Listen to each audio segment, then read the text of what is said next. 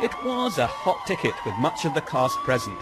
Mandela Long Walk to Freedom is a 2.5-hour epic following Mandela's life from his childhood in a rural village, his years of incarceration, through to his inauguration as the first democratically elected president of South Africa.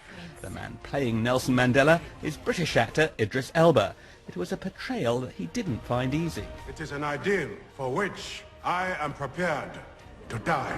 To perform a performance like Mandela, to sort of embody him, it's so varied in what I have to do in terms of physicalities, to understanding who he was as a tribesman. There was a lot of things to understand. How much research did you do? Did you get input from Nelson Mandela himself? A lot of input from his family. Mr. Mandela, and I didn't ever meet. I went to South Africa and I stayed there for a long time, and I even spent a night in Robin Prison, on one of the wings, which was really. I have beautiful children and a beautiful wife. I want them to walk free in their own land.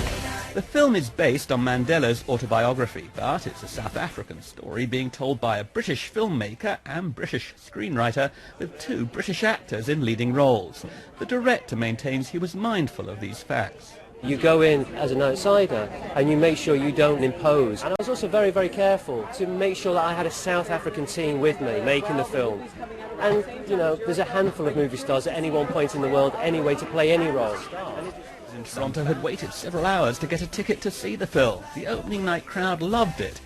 Everyone was standing, everyone was applauding for at least 10 minutes. It was just wonderful. My lord, it is not I but the government that should plead guilty. Nelson Mandela himself hasn't seen the picture, but according to the film's producer, he has good knowledge of it. Fortunately, at the end of last year, after we wrapped shooting, I got to show him some scenes from the film and show him stills from the film, and he really positively to that. Mandela Long Walk to Freedom won't open in cinemas for several weeks, and although critics haven't yet fully weighed in